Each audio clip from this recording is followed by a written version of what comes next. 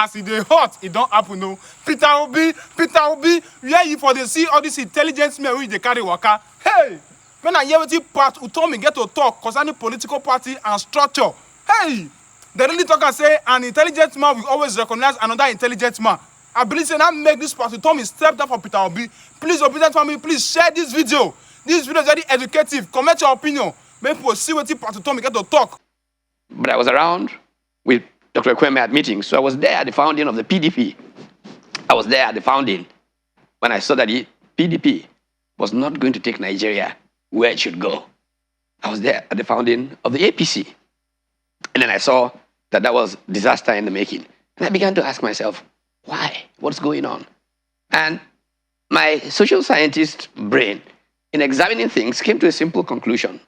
You know, in structural economics, there is a paradigm called the structure, conduct, performance paradigm. Structure, whether it's an industry or whatever, usually affects conduct, the behavior of the players within that space, their values, everything. Depending on how strong or weak the institutions are, they result in outcomes. It became clear to me that the nature of the structure of the APC and the PDP was such that it was about transactions. You give, I take, and it was all really about self. No ability to throw up leadership that sees Nigeria where it's going and works to deliver Nigeria in that direction. It's about who gets what, who shares what. That's why production fell off the shelf and got substituted with sharing. So sharing became so obsessive that many who were sharing did not realize that they were reducing their own possibilities in the sharing, because no country has grown rich from sharing, it's grown rich from production. And I can go back through history and look at the experience of Spain when the conquistadores were shipping back gold from Latin America and all of that, and people of Spain were sharing. Their neighbors who were much poorer, Netherlands, Switzerland of this world, invested in their young people to produce. In the end, Spain became a much poorer country than the Netherlands. Similarly, so the nature of the Nigeria PDP has been sharing, Ghana has been producing, Cote d'Ivoire has been producing, Rwanda has been producing. That the nature of the PDP and the APC is about sharing, and that guarantees that Nigeria will fail as a country. So I then... Some people will say that that foundation was laid, I mean, when we entered into this... It came out of military rule. Yeah, it came out of military rule, but we then hardened it. Nigeria was a producing country in the 50s and 60s. What defined it? We talk about structure and conduct. The structure of Nigeria's federal arrangement in the 50s and early 60s led to conduct, which the American political scientists Robert Melson and Howard Wolpe essentially referred to as a state of national ethnic communities struggling for who will most bring progress to their people. This kind of competitive communalism, as they called it, led to growth spots. So Chobafemi Olo starts an industrial estate in Ikeja. Boom, Okpara follows with Aba and Port Harcourt and Transamadi. The Sadawana follows with Kakuri in Kaduna. That kind of competitive spirit drove the ascendancy of production. When military rule came, soldiers, oil came together, it led to a new culture of transactions of my share, which Richard Joseph calls bureaucratic prebendalism. Constitution became just the way, production fell off this thing. So by the time we got to the new civilian regime of 99, it was a strong part of culture. I was clear in my head that the only way we could make progress is to break this, to disrupt. That's why I began to work on this idea of a third force. All right. Now, the third force, the big tent, and the idea of shadow cabinet, these are some of the things that you and your friends have been working on. But it looks like it's culminating in the Peter Obi and the Obidient revolution. Now, is it a revolution? It's a revolution. Okay. I mean, if you call it that, I mean, I see it as a rave right now. Whether or not, how much of a revolution it is, will be tested at a poll. The question people will ask is, we see this more on the lips of, or hear it more on the lips of the elites and the middle class and the upper class on social media. How much of the structure on the ground, because that is what matters. The question is that, Professor Utomi, how much of the structure does the Labour Party has, or your friends? Super structure. Much better than the structures, quote unquote, that the APC and PDP have. You see, the media creates these stereotypes. What is structure? Here is structure for you. The Labour Party, as it currently is built around the labor movement and a college of civil society organizations. What is the labor movement? The Nigeria Labour Congress and TUC have in every state of the federation political commissions. I had the privilege of speaking about 3 months ago in Abuja here to the 36 political commissions of the NLC.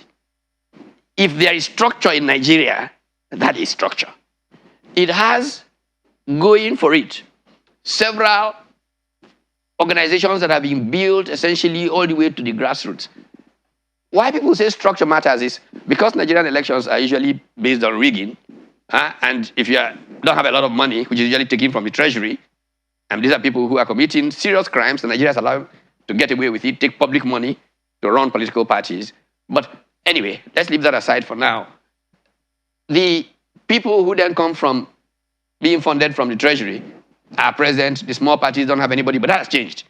With the structure that we have, I am guaranteeing that on election day, in every polling station in this country, there'll be at least 15 people who are standing up for the third force, who are going to be supporting the Labour candidate. Let me ask now, is Labour Party still planning on merging or working with other political parties? It's working. It's working with other political parties. Like what party? Because of several political parties, you know.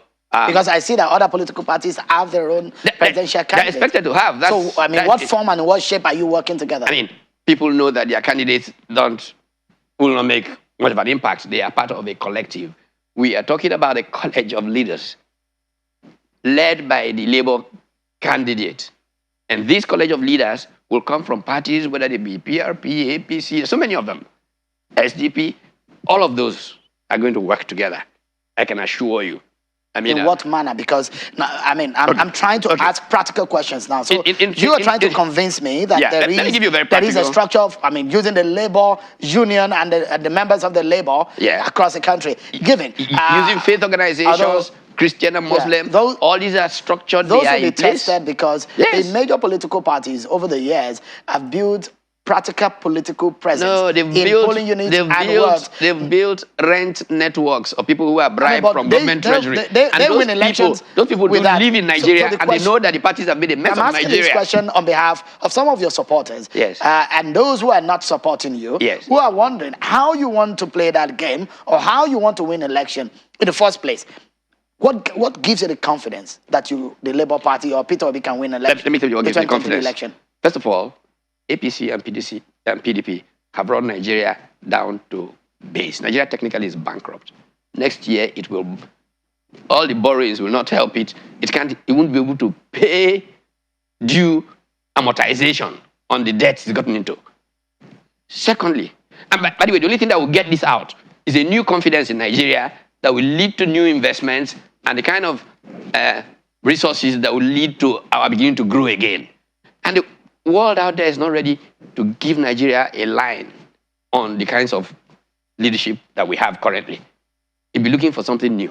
So the only hope we have of turning this around is a new kind of leadership that's focused on production, that's focused on the people, because the current transaction arrangement that we have of trading off, you get this ministry, you get that ministry. Totally incompetent people go into ministries because they've traded off positions. So you're I mean, what are you saying to Nigerians? What I'm saying to Nigerians, the Labour Party would defeat APC, PDP? Absolutely, because Nigerians are not stupid. They realize that Nigeria is at a dead end, that they need new thinking to be able to get out of where Nigeria is. Let me ask you this question, Prof. And I know that you're a very good friend with Bola Tinubu. All the candidates are good friends of mine. No, I know that you have a special friend in Bola Tinubu. I knew Atiku Abubakar before I knew Bola Tinubu. Since 1982, I wrote the feasibility for Atiku Abubakar's farm,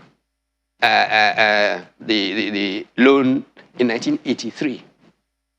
So I know all the candidates well, including Senator Kwankwaso.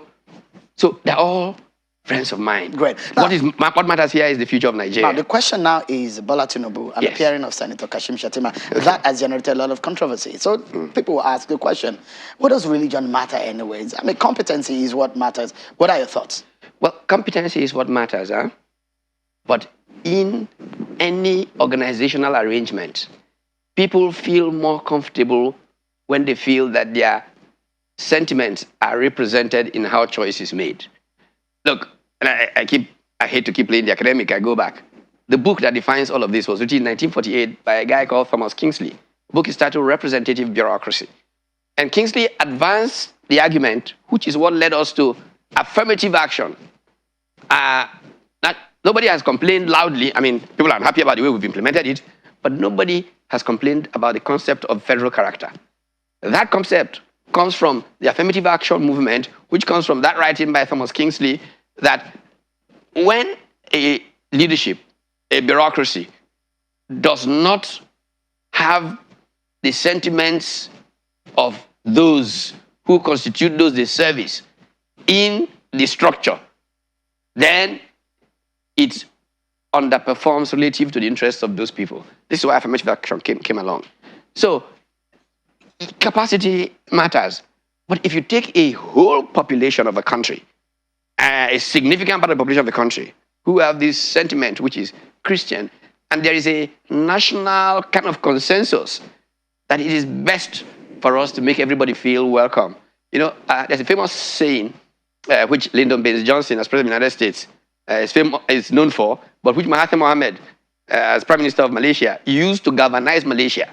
He said, it is better for everybody to be inside the house, pissing out, than for some people to be outside the house, pissing into the house. That house will smell. But if everybody is in the house, they feel represented, Christians, Muslims, and the peeing is going out of the house, that house will be more in What's order. the consequence of a Muslim ticket in Nigeria of today? If in 1993, Look, it didn't matter, why does it matter in 2023? You have to bear a number of things in mind, circumstance. First of all, Nigeria has become much more polarized since 1993.